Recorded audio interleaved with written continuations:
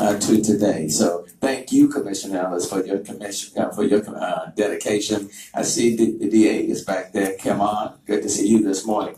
But most importantly, let me thank each and every one of you. Number one, we have to make sure that we have a criminal justice system that where equity and fairness is a part of it. It just doesn't happen overnight. You really have to work at it. It cannot just be justice for just us. It has to be justice for everyone. And especially when it relates to our kids, when it relates to moms and dads and people who don't have much income, everybody has to feel as though they have a fair shake when they're approaching the criminal justice system. So thank you for being here. Thank you for the civic engagement. I'll be hanging around for a while. I just didn't come to say good morning, but I will be here for a little bit. Thank you, Judge. Thank you, Commissioner.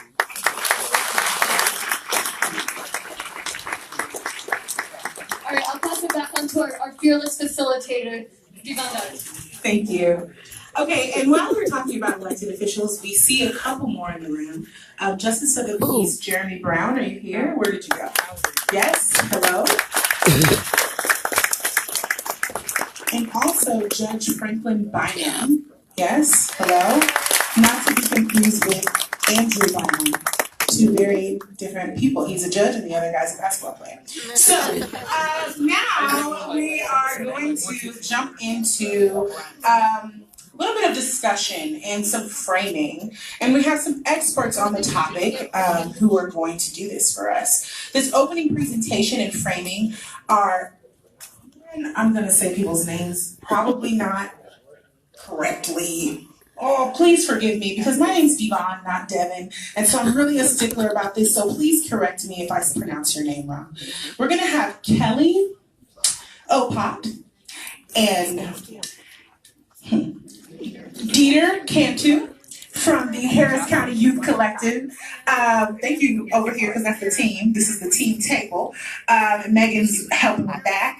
And we're also going to have Jay Jenkins from the Texas Criminal Justice Coalition, Kate Vickery from Houston Immigration Legal Services Collaborative give our opening presentation. So please give them a big round of applause, especially since I messed up their names. Yes, Kelly. Yes, Dieter. Yeah, we already got it. Yeah, we already got it.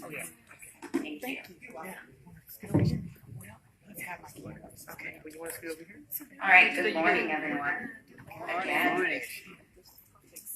That's gonna get crazy. All right, so I want to start off with something. There's a lot of us here, maybe a little bit different than what you usually do when you come to things like this. So I know we live in this world where like it didn't happen if it wasn't on social media. And I want us to come here and be present together for a moment. And so what I'm going to ask you to do for just a minute together is to put your phones down. Not hard. Take a moment and either close your eyes or look at the table. I know in a room full of people, it doesn't always feel safe for people to close their eyes. And so to close your eyes and just to take a few moments to breathe together, to take some deep breaths, about 5 deep breaths together. I'm thinking about why we're here. The conversations, the subject matter is difficult.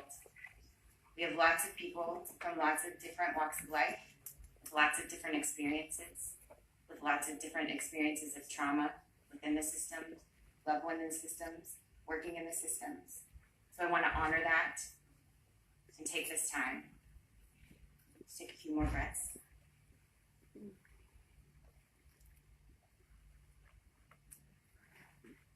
Now, raise your gaze. Yep. Thank you. We're all here present together. And so as Devon said, we're really just here to frame things. We're not going to give you lots of information about things that we think should happen in terms of changing the systems. That's why you're here. You're here to have that conversation with us. So just to begin our framing, just data for you to understand what Harris County looks like. And some of you probably know this already. But this is really just to give you an idea of disparities. We know that disparities exist in our systems. All of us can't argue that. But just to see what these disparities are, we have different ideas about why those disparities exist, and that's part of the conversation that we have. But definitely want you to take some time to look at this to understand. We also want to frame what we're talking about when we're talking about each of these systems. So we're talking about juvenile justice, criminal justice, and immigration today. And so here I'm just framing juvenile justice. So when I'm talking about juvenile justice, or when we're talking about juvenile justice as a group together, we're talking about the systems that support the children and families that are in it, and then everybody that participates in it, whether it be judges, prosecutors, defense attorneys, every person that is part of that actual system. That's what we're talking about changing or adjusting, and really to amplify the things that we know that are happening. That's the other part of the conversation that we want to make sure that we have. But also keeping in mind that we know that this system doesn't stand alone. It intersects with other systems. There's drivers into this system that the people that are working within the system cannot control, including our child protective system, including our education system, including our public mental health system. So we know that all of those things exist, and so just keeping that in mind as we move forward. Here are some statistics around our juvenile justice systems in Harris County. Thinking about the referrals and where we're concentrating our investments in the county, that 80% are for misdemeanor administrative offenses. There's a high level of offenses, referrals from our school districts, in particular our school district police that are with fights without weapons. And that Harris County has a higher proportion than our proportion of population in juvenile prisons, so that goes to our state system. So those are some things we want you to keep in mind as we're moving into this conversation. So we're not going to take questions right now. We're not. We'll cover it. We're just going to get to this real quick.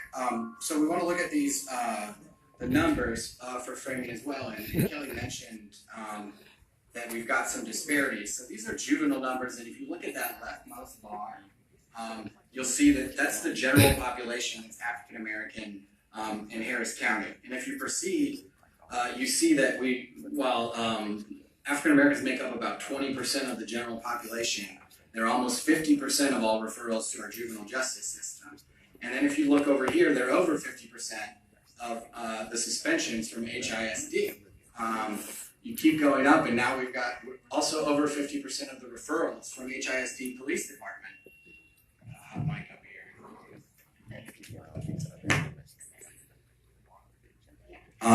That's much better. Sorry, man.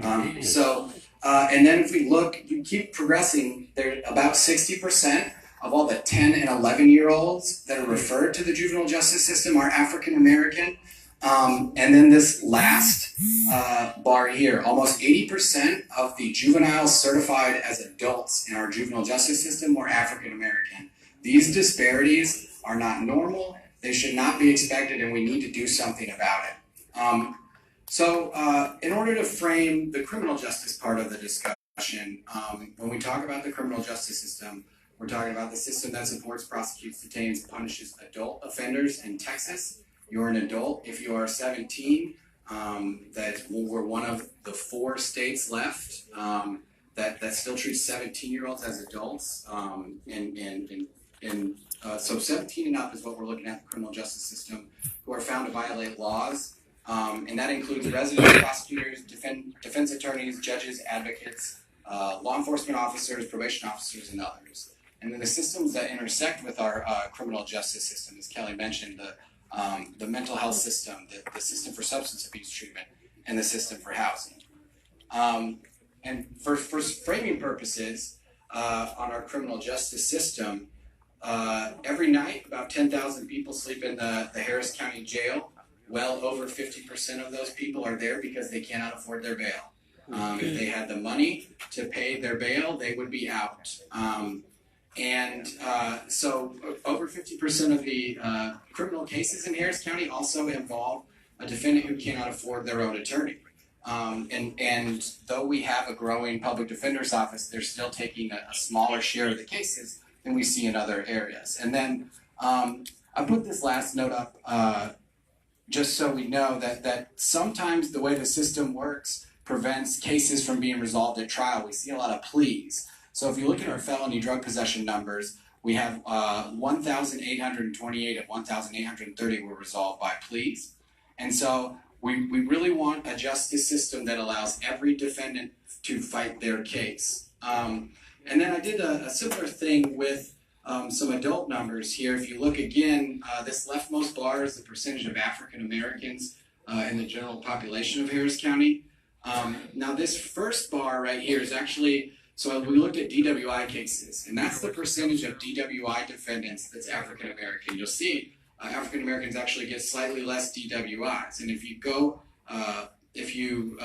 continue, you see this bar right here, slightly over 40% of our arrests for possession of less than 1 gram of a controlled substance are African American. That's disproportionate. We need to know why that is disproportionate. You keep going up the ladder, you see possession of marijuana. It gets higher and higher. Trespassing, forcible entry, almost 60%. And then this last one, if you compare this last bar, which is the sale of less than a gram of a controlled substance, almost 80% of those defendants are African American. And if only 40% of the people we're looking at that are with cases for using these drugs are African American, why are 80% of our defendants in these cases African American? And so looking at these disparities and figuring out how we got here and how we can really help and eliminate them is what we're hoping to do. I'm going to pass it off now to Kate, who's going to talk to y'all about the immigration system. Thanks. I have 2 minutes to explain the intersection between the immigration system and our criminal justice system. Are you ready? Okay, so just to frame up the why immigration is a part of this criminal justice reform Talking Transition Day, is because there is a significant overlap between the criminal and juvenile justice systems and people who do not have permanent legal status in this country. Remember, as we're having this conversation today, we are not talking about the immigration system writ large. We are not talking about DACA. We are not talking about the wall. We are not talking about a comprehensive immigration reform. We are talking about the drivers of what we would call the deportation pipeline, many of which start in the criminal justice system and in our school discipline system. So some of the areas of intersection that may come up in your conversations are around policing tactics, the private prison industry. Immigration detention is all privately held and privately run. The lack of adequate mental health care, lack of adequate legal representation, anywhere between, depends on whether or not you're detained or not, but most immigrants who are facing an immigration judge are without legal representation, and also the school discipline system. What do we have up here? Oh, here we go. Okay, so the key takeaway that you need to know is that any time someone touches the criminal justice system, which could be coming into contact with police, being confined in jail, being convicted of a crime, or even taking a pre-plea diversion, can have immigration consequences. And immigration consequences can be everything from being deported, being denied access to a green card or other type of legal status, or being unable, if you're a legal permanent resident, to be able to leave the country and then come back. So there are additional consequences for non-citizens for touching the criminal justice system. And just to highlight this is a really complicated area of immigration law. They call it crimigation. But I wanted to give y'all just a few examples of some of the crimes that carry severe immigration consequences. Many of these fall into this category of crimes of moral turpitude, which includes bribery, forgery, credit card abuse, tax evasion, prostitution, theft, Class C theft, mail fraud, DWI, and drug crimes. So again, significant overlap. And I'll just end with just a few numbers for you to remember. 25% of Harris County was born in another country. 25%, that's 1.2 million of our residents. And about 412 residents are estimated to be undocumented. And more than 200,000 children in our county have at least one undocumented parent. Every deportation is a family separation. If you care about family separation, you care about deportation. Harris County has the greatest number of people who are transferred to ICE. ICE is the agency that will eventually remove someone from the country from Harris County Jail than any other county. And the numbers of those transfers have increased 95% in the last 2 years. In the last 3 months of 2018 alone, Harris County held almost 1,000 people for ICE at a cost of $1.7 million to taxpayers. Harris County is also number 4 in the country for ICE community arrests. These are arrests that happen in the community, not from the criminal justice system. And just to put that in context, nationally, over the past 2 years, we've seen a 147% increase in ICE arrests of people without criminal records, and only a 7% increase of ICE arrests for people with criminal records. So we think it's really important to bring immigration into this conversation. We realize this is a really heavy topic, and we realize there's a lot to talk about today. I want to give a quick shout out to our partners at United We Dream. If you're United We Dream here, can you just raise your hand? These are our orange shirts. Talk to these folks today about this issue. And regardless of what table you're sitting at, remember that immigrants are part of the system, and as you remember from those earlier statistics, there is no data because Latinos and others who are not white, black, or other are lumped into the same category. Great, thank you. And so now I'd like to bring up Dieter Cantu and the members of our Youth Advisory Board from Harris County Youth Collective. And we want to do something a little bit different today in how we start our conversation. And so you can see already on your tables you have very nicely drawn places to take notes. The other thing that I'm going to ask of all of you, a lot of you are standing and there's going to be a lot of moving around. So if you are standing, just as Angel and Dieter start to explain our exercise, to kind of find a place because we're going to need these corners. So I'll pass it on. All right, how are y'all feeling?